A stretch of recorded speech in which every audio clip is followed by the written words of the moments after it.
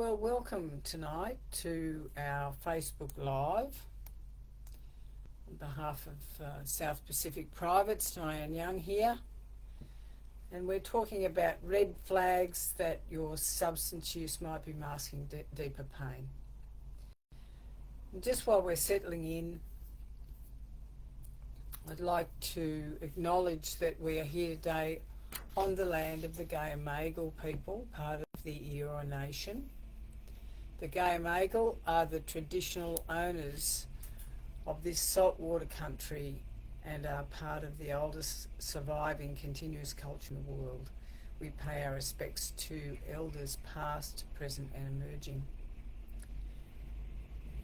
Now tonight we're talking about substance use and how it often begins as a way of managing stress or numbing difficult emotions, or it's a way of finding temporary relief. And over time, of course, that becomes a sign that something deeper needs attention. So we're going to talk tonight about helping people recognise when their relationship with substances may be more about emotional survival than choice. One of the characteristics of substance use, which is the psychiatric term, because in my world I talk about addiction, but let me just talk about substance use, is that it's often seen as the problem itself. It's something to fix, it's something to stop, it's something to eliminate. But for many people, substance use is not the beginning of their story, it's what comes after. It's the bandage that they use, they reach for to numb the pain when it becomes unbearable. Now, initially it might start with the use of some substance. And when I'm talking substances, I'm talking alcohol, any sort of illicit drugs, illegal drugs, any prescription drugs, any of those things. So it's often, we're reaching for the substance to quieten the noise. And the noise is the noise of the trauma we've lived with, the loneliness we live with, the rejection we've felt, or the despair that we live with. Now, there would be few people in the world that would walk around talking about that. In my world, I talk about it all the time.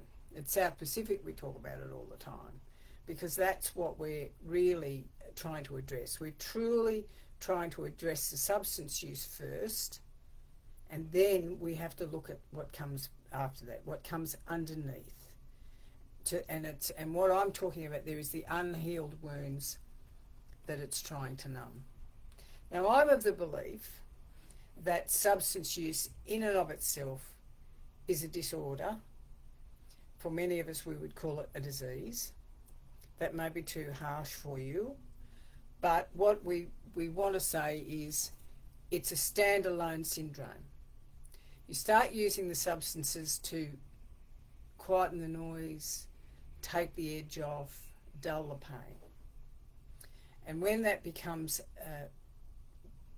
a situation where we start using it irrespective of the consequences, we lose jobs, we may lose relationships, our relationship with our children become fractured. Our business isn't going quite as well as we'd like it to. There's all sorts of signs. Now, in the world I work in with substance use, as a general rule, people who are using substances to mask their pain will come up with a myriad of reasons why they do it. They're usually pretty good at blaming other people, or they're pretty good at blaming circumstances. But when they get to the point where the substance use becomes so problematic, it's deeply impacting them, then they go to get help. Now, when someone turns to alcohol, drugs, or other substances, the question is rarely, why are we using the substance? From a therapeutic point of view, we'd be saying to you, why the pain? Now, that's a famous quote that Gabor Mate first said, don't ask why the substance, ask why the pain. And many individuals begin using it as a way to escape from the overwhelming emotions that they can't process. And we talk a lot in South Pacific about how are you feeling. And for those of us that never grew up in a home environment where we were allowed to talk about feelings. This is it's unusual. Now, people will often be surprised when I say to them, there are only 8 emotions. I mean, you only get 8. That's all you've got to choose from. We call them other things. We call anger frustration. We call pain sadness. There are 8.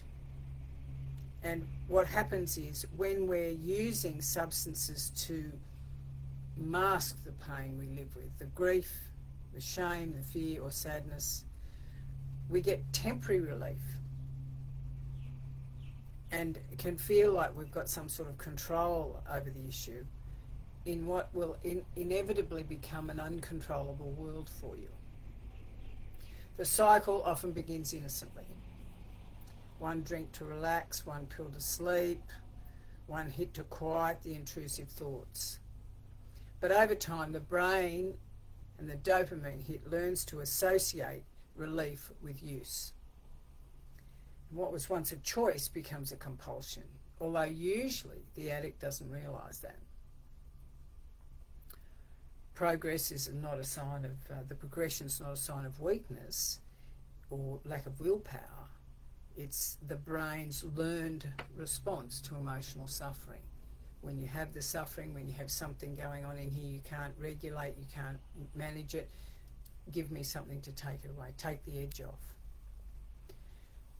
I know that now a lot of research has occurred and continues to be done in neuroscience and psychology, and it's consistently shown that addiction is deeply linked to trauma. Gabor Mate, who I mentioned before, who's one of the leading voices in addiction medicine, says the question is not why the addiction but why the pain, and I talked about that earlier. Substance use in and of itself is a form of self-medication. It's an attempt to soothe the unbearable rather than seek the pleasure. And as it continues and becomes more and more out of control, it becomes an extreme form of self-harm. So we know that this is a cruel paradox with substance use. They provide temporary relief and then create more problems. The feelings that are suppressed don't disappear. It's not like they're gone away. They accumulate. And when the effects of the substance wear off, the emotions return even more intense, creating a feedback loop. And the loop is avoidance, distress, avoidance, distress, avoidance, distress. So the person will then face 2 forms of suffering: the original emotional wound and the consequences of the use. Now this is where it gets a bit messy, because often people will come into treatment, or they'll come and see me to start trying to get some knowledge about this, and they will say, well, the reason that I use and drink like I do is because of the childhood trauma.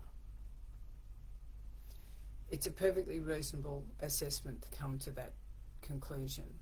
What I would say to you is this, that not everybody that has childhood trauma ends up with substance use disorder or addiction. But many people who have substance use disorder or addiction have experienced childhood trauma. The beauty of South Pacific, I believe, is that the program is tailor-made to address both. So you come into awareness around both aspects of your life. Now, some people will talk about big T trauma and little t trauma. I mean, I think trauma's trauma. That's my personal view. I mean, some people have had a series of traumatic events over a long period of time in their life, and some people have had one major traumatic event. Does it mean that the person who's had one, their trauma is less than the other? No, it just means that the one who has had a series of trauma is sitting with complex trauma, complex traumatic stress disorder. So, what do we do about it? We actually get to a point where behind every everybody that's using is an unmet need.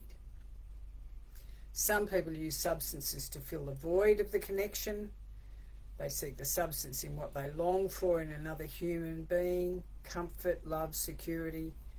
Others use it to silence the self-criticism, memories or trauma. And for many of us, it's a combination of both. So in therapy, what we're talking about is it becomes clear that the substance use can serve psychological functions, really. So we can soothe the emotional pain we're in, childhood neglect, loss, abuse, escape from inner conflict when we're dealing with a lot of self-criticism, shame, self-hatred, guilt, cope with social disconnection or alienation, particularly if our behaviours become unpalatable for the family or friends, particularly when people are starting to push us away. And it helps us momentarily feel like we're regaining control when life feels unpredictable or unsafe, which it generally does for most people who've experienced trauma.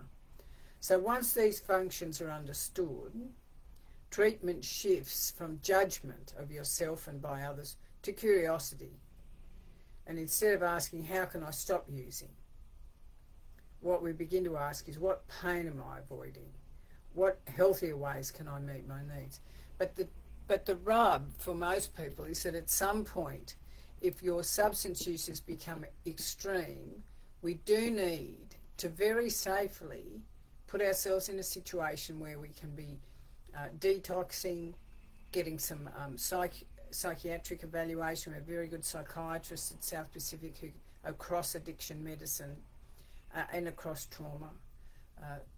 Ratio of therapists to clients is high. You know, the therapists that work at South Pacific are highly skilled, and they are across it also. So what you're getting is a holistic approach to whatever you present with. All we need to do is take the brave step of making the phone call, do the intake,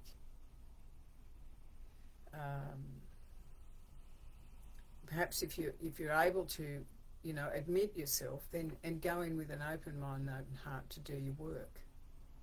I don't believe, I mean, I often say to people, you go into South Pacific, you do 3 weeks, maybe you do transitions after, which is another 10 days. I think that's equivalent to 6 to 12 months of therapy, depending on how deep you dive in your therapy.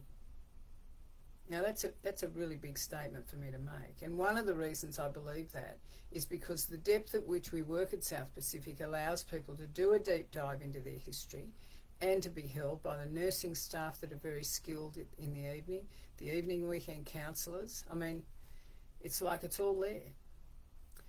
One of the things I will say is that there's a number of facilities and they don't do trauma work. They say that. We don't shy away from it at South Pacific, and I think that's what sets us apart.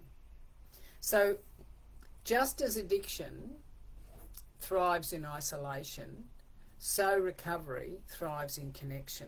And what you'll find is that many people who are struggling with, substance use are in cycles. They're in a cycle of shame. They believe their behaviour makes them unworthy of love or understanding. They believe they've become bad people. And the shame is the very emotion that fuels the continued use.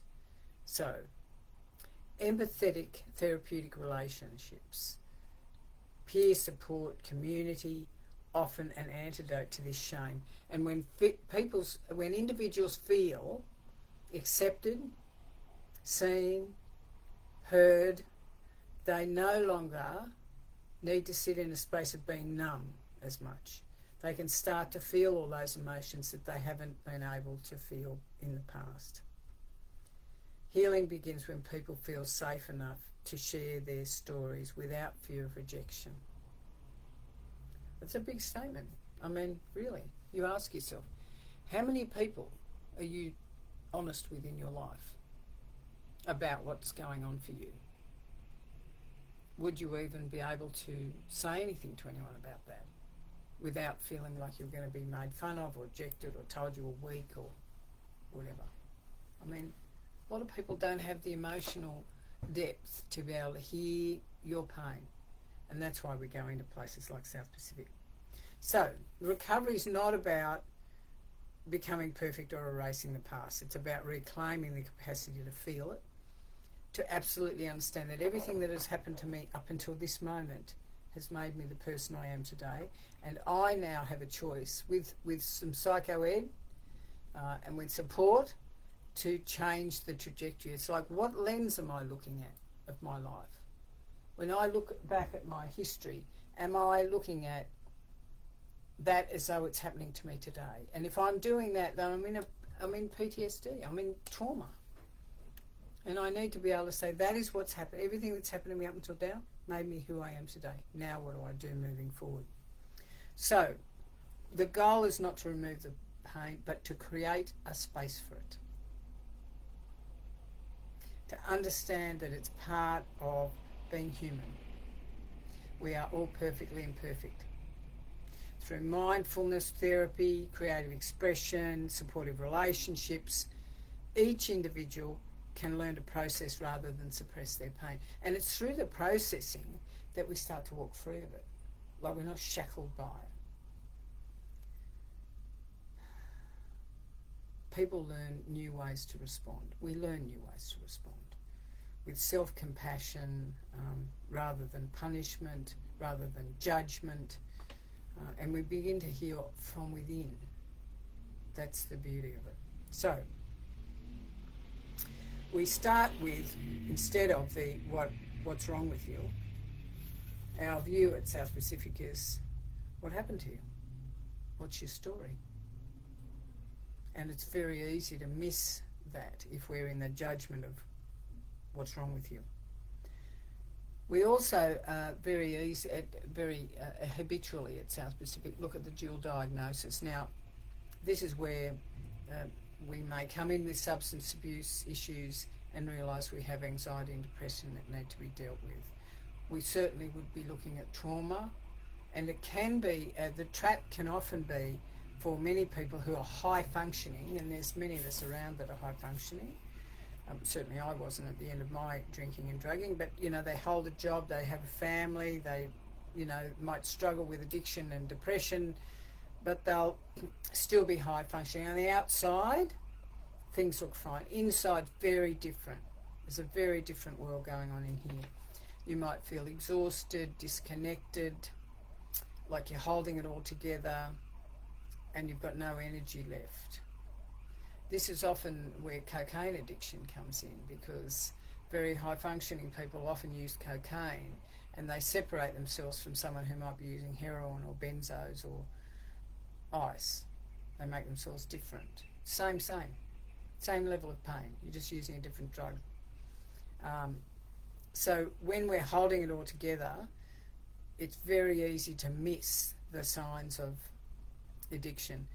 People around you may not notice. I mean, they could be doing the same thing.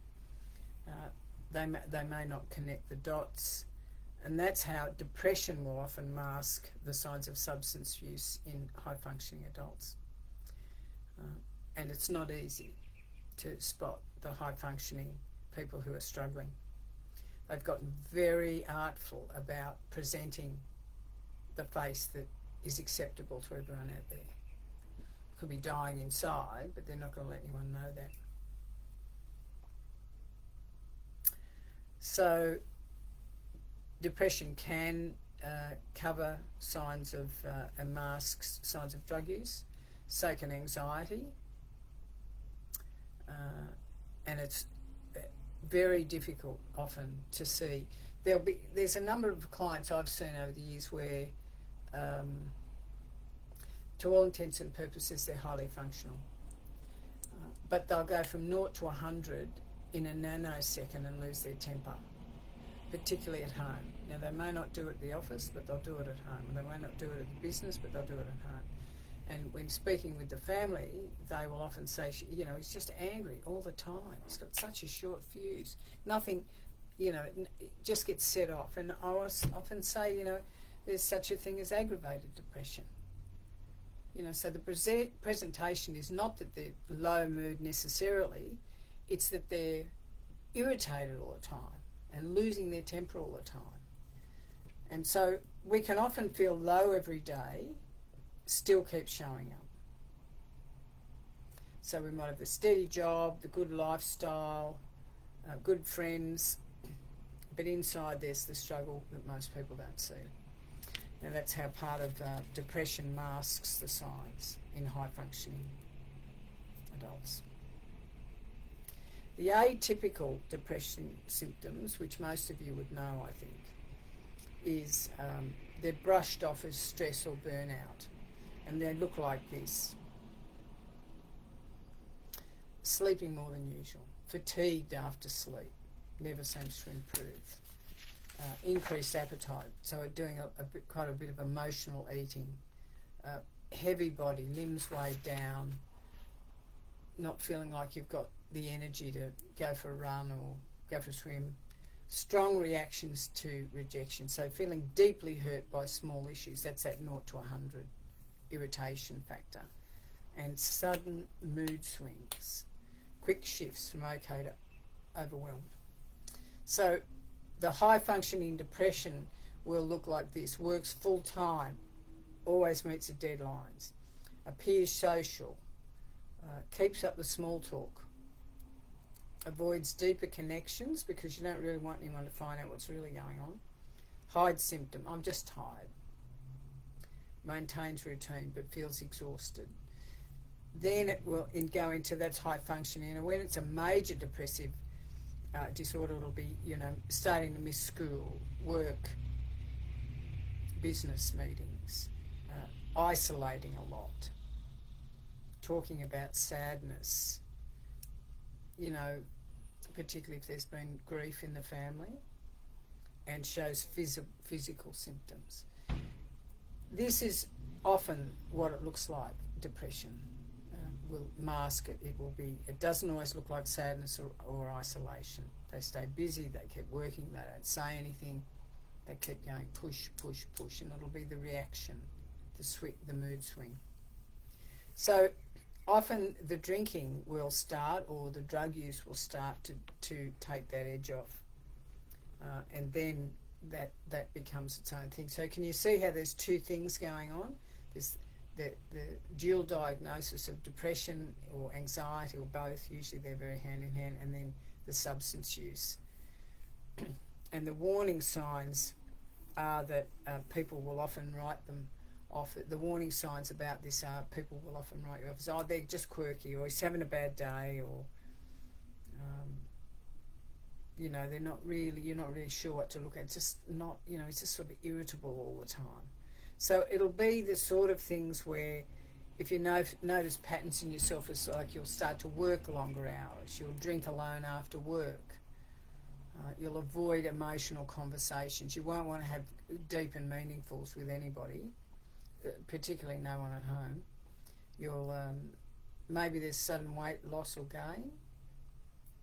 You'll then start missing minor deadlines, and you'll often be late, which you haven't been up until now.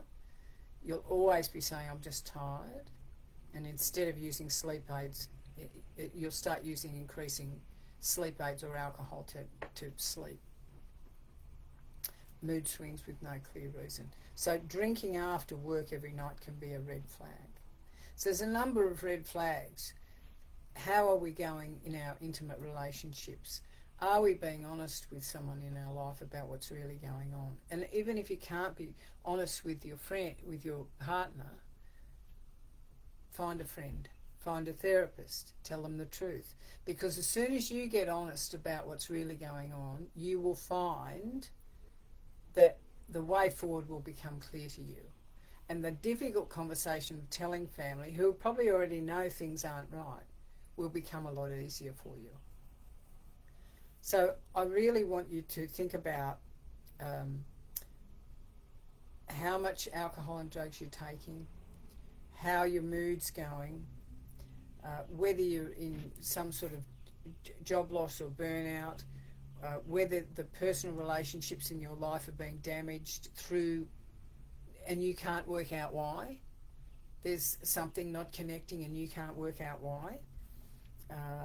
If you're in any sort of secretive behaviour that's isolating you further, massive red flag. Physical health problems and a higher chance of substance use. And perhaps even to the point where you start mixing in circles or with people, this is not a judgment, it's just a statement, that you would not normally do. And anything covert. Anything where you're not telling the truth. So, on top of that, having the difficulty of saying that you're struggling. And that's all it needs. Now, at South Pacific, we have a fabulous intake team. You can ring tomorrow if you want. You also have the anonymous self-assessment on depression. It's on the website. It's anonymous. You can go in, be honest, have a look at it. Have a look at the alcohol and drug one. Have a look at the anxiety one. There's some fabulous resources there. You don't have to say who you are. But it gives you a place to start to land to get into recovery. And, you know, recovery can appear to be a too big a leap from where you are to where you think you want to be. But we do this a step at a time. And the first one is, let's get clear about what aspects of your life are masking your substance abuse. And the next question is, are we dealing with what we're masking, which is the depression and anxiety, trauma, and how much of it is the substance use? They're both hand in hand, usually. There would be very few people I haven't seen come into South Pacific and you ask them why they're there and they say, well, I'm here for depression and anxiety. Within about 4 days, it's like, no, my alcohol use is off the Richter scale and I have depression and anxiety, both. It's okay. We can get into recovery in all areas. So, many people are trained about what to look for. The steps to recovery are, first of all, becoming aware, taking some action, and having acceptance around the fact that we need help. This is usually not easy for many people, particularly if you're high functioning. We need encouraging, honest conversations with somebody. And it may just be something simple like, I really feel like I'm struggling, I don't know what to do, I think I'm drinking too much. There are very many people that are available to help you. And we can integrate the dual diagnosis of the substance abuse with whatever else is going on in mental health issues that you have. So, I can keep talking and I probably won't, but I just want to check the comments for a moment. Hello, Hines. Roland, very good. And the UK, thank you, Ian. Very good to see you. Yes, please put your question, Sophie, in the chat if you wouldn't mind. I'm very happy to answer a question. Thank you, Sam. Yes. 0 to 100 is why I can't come back, that's right. Very good to hear from you, Sam. Yeah, thank you, Sam. Anyone watching and thinking about South Pacific will be the hardest decision of your life, but the best decision of your life. I appreciate that, Sam. And I do know, you know, we come in and we think we're dealing with this and then we find we've got all this to deal with. But there's plenty of support, you know, and back in the day when I first started my recovery journey, no one was putting their hand up for anything. But now there's a lot of places that will offer help and a lot of therapists that are very well trained in this dual diagnosis that, you know, can support you. So when someone's functioning great on the outside, but there's something not congruent, it's easy to overlook what's happening on the inside. Depression can mask substance use, anxiety can, post-traumatic stress, trauma, extreme events, and they show up in work, in family, in friendships. And when they show up, the person concerned can still be struggling. So if you're listening to this and something feels familiar, it's okay to ask questions. If you want to ask for help, you can. And you can do it on your terms. You don't need to wait for things to get worse. there are people who understand how hard it is to keep it all together while you're feeling overwhelmed. So you are not alone in this. Support exists and can meet you where you are without judgment. The first step is talking about what's really going on. That's where the honesty comes in. That step matters, and you can open the door to real change. 12 years ago, I had my last drink. Whoop, whoop, congratulations. Heading to rehab to what I knew had to be for the last time. This was the start of a conscious choice day by day to start life again, which slowly became a central way of living. I'm ever grateful to the incredible people, family, friends and professionals who stood by my side and helped me put together a buffet of resources as I put myself back together ever so slowly, mind. While I hold a deep sadness for those I know who did not make it. And that's true. That's very true. There's many that don't. Like anyone, I can still be hit with an occasional tsunami of emotion and pain. The difference now is I no longer drown in them in ethanol. Beautiful, one day at a time, beautiful. Today is a quiet celebration, living in a way that finally feels like my own. I share this not for congratulations, but to continue raising awareness and the hope that it even helps just one person. Peace and love, yeah. Thank you very much, Anne. It's a wonderful post. Lynn, Nat, great. 100% support. It will be the best decision in your life, yes. Sophie, I've been to SPP, incredible, just struggling right now, dealing with my amazing mother not accepting my PTSD and misuse of alcohol because it involves a family member that I have to now see at Christmas. This is a difficult time coming up to Christmas. And I often say to people, I'm going to finish on this because I've spoken too long, when we're doing Christmas with a family that doesn't accept our not drinking, drugged, whatever, mental health, quarantine time, if you can just do 2 hours, do 2 hours. Whoever's hosting, you let them know, I'm going to be able to only stay for a couple of hours. You don't have to give a reason, or you can if you want. You can say, look, it's enough for me, and you can quietly leave. You don't make a song and dance about it, and you make sure, particularly if you're struggling, Sophie, as in early recovery or just because stuff's come up again, that you've got go-to people afterwards that you can call, go-to people before you go in. You make sure you top and tail it so that you keep yourself safe. And I think that's the important thing to do. It's one day or a series of days, Christmas Day, Boxing Day, New Year's Eve, New Year's Day. They're one day. We just do one day and keep ourselves safe. I know some clients who've actually put themselves admitted back into South Pacific over that Christmas period because they were so frightened they would pick up or they'd really devolve. And, they were held in that. And that's a good thing to do. You must put yourself first. Must. Not in a selfish, inconsiderate way, but because if I don't look after me, it's the old, put your own oxygen mask on first before you try and help anybody else. So, I hope it's been helpful tonight. I want to wish you the best, coming up to Christmas and the planning. I always say to people, buy yourself a Christmas present. Buy a new decoration for the tree. Make sure you create the Christmas you crave. It's just a day. And go gently and I wish you all the best. Thank you, Sophie. It's good to hear from you. And we might sign off for now, and thank you, and we'll see you at the next Facebook Live. Thank you very much.